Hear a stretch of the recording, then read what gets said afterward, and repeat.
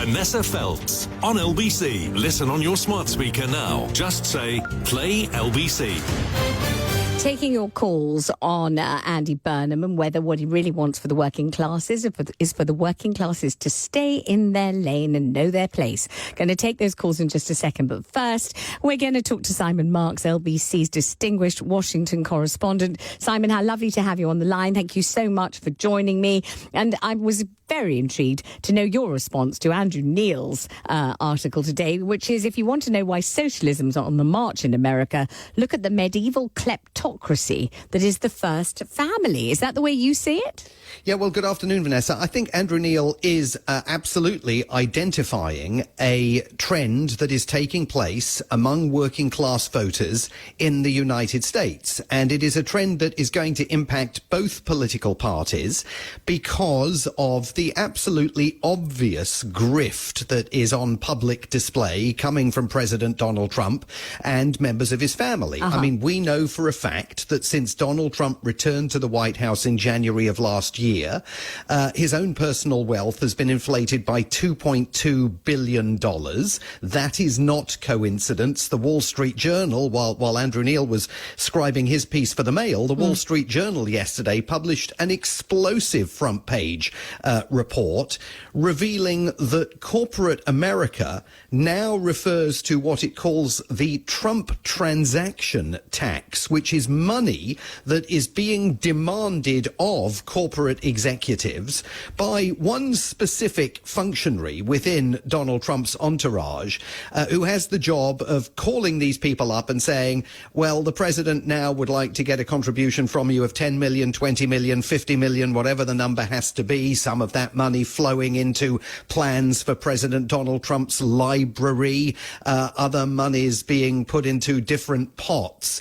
And it's basically a pay-for-play situation. If you want the president to help you out, if you've got some kind of issue that's coming before one of the nation's regulatory agencies, you're engaged in a merger or an acquisition, and you need government approval, well, the president is effectively saying to you, we'll make a bit of a payment, pay this Trump transaction tax, and then we can have a natter. And indeed, one analyst said to the Wall Street Journal yesterday, we are replacing the free market with the market for Trump's affections. So I think this is all on open display. And remember that if you are a member of the working class in the United States who supported Donald Trump's Make America Great Again, America First movement, and you were persuaded that despite his wealth and his position in New York City, that he was going to be the champion of the working class, you might well be wondering what on earth is going on here. And what's going on the left wing of American politics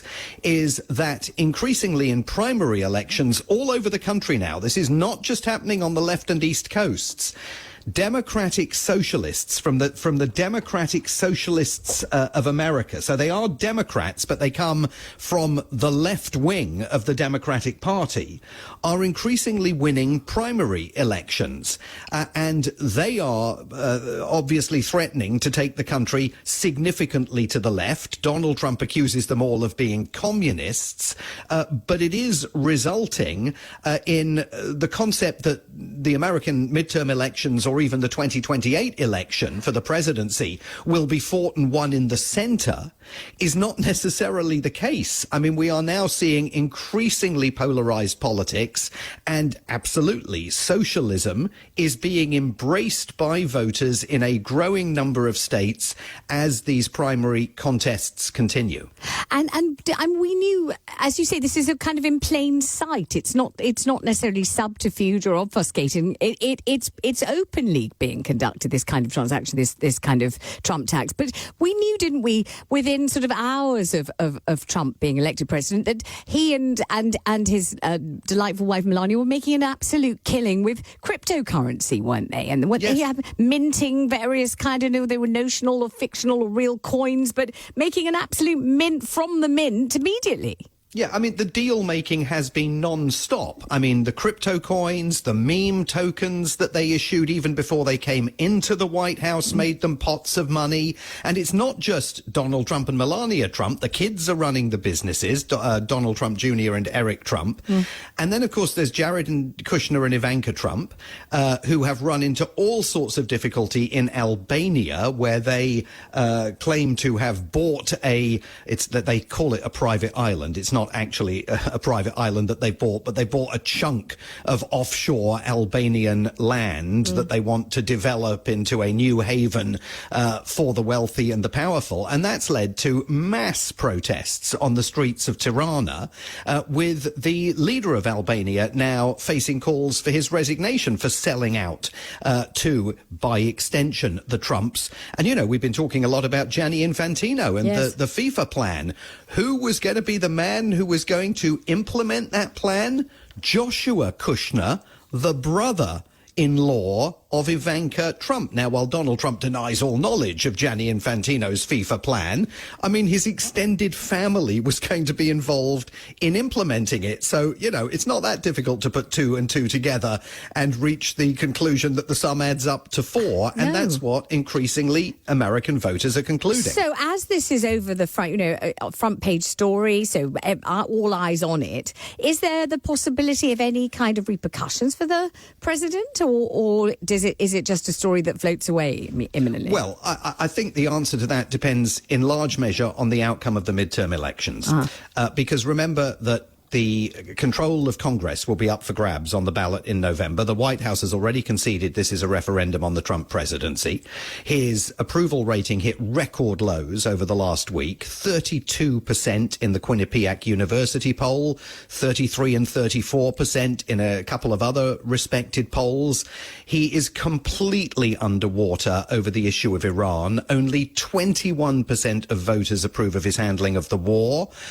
Similar numbers for inflation and the price of petrol at the pumps all over the country, now averaging $4.10 a gallon. If the Democrats retake control of the House of Representatives, they would be in a position to launch impeachment investigations and all sorts of inquiries. And they could tie him up in investigative knots, although remember that the Supreme Court has already ruled that no president can be held criminally accountable for any actions that any president from Donald Trump going forwards engages in line with their official duties. And the Trumps will simply say, well, this was all part of our official duties, you know.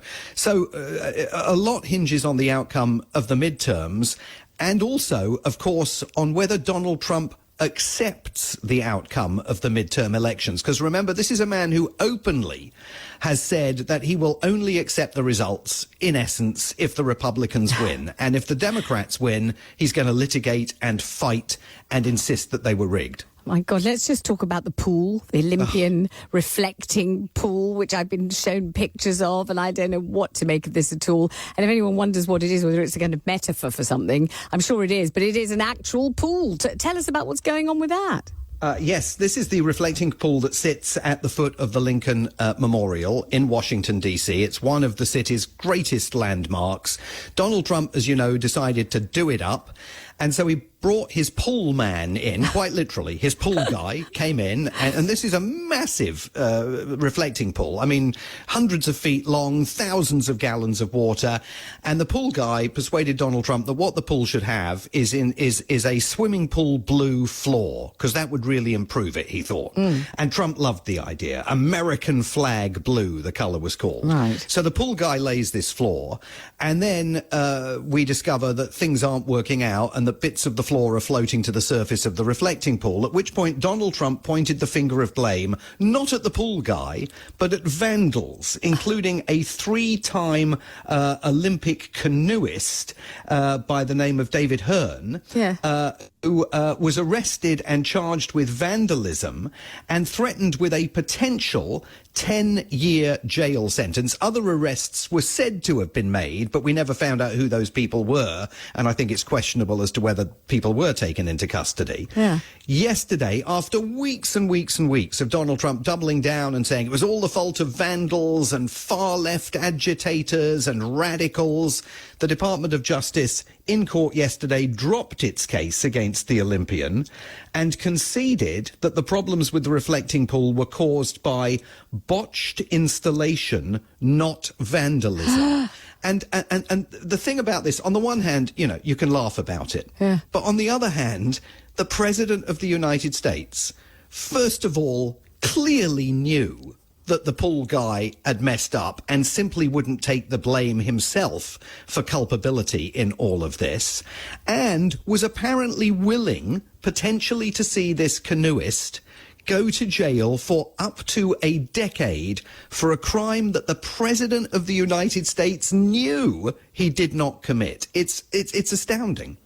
I think we say that every week. We do. Don't we? Every week. I don't know how we remain astounded. Can you be perpetually astounded? I don't know, but we seem to be in that state. Simon Marks, always a pleasure, always a revelation. Thank you very much indeed. Simon Marks, their LBC's Washington correspondent. So we're coming back to the working classes, Andy Burnham, and is his message just stay in your lane? 03456 060 973. I'm Vanessa Feltz. This is LBC and the time 4:45.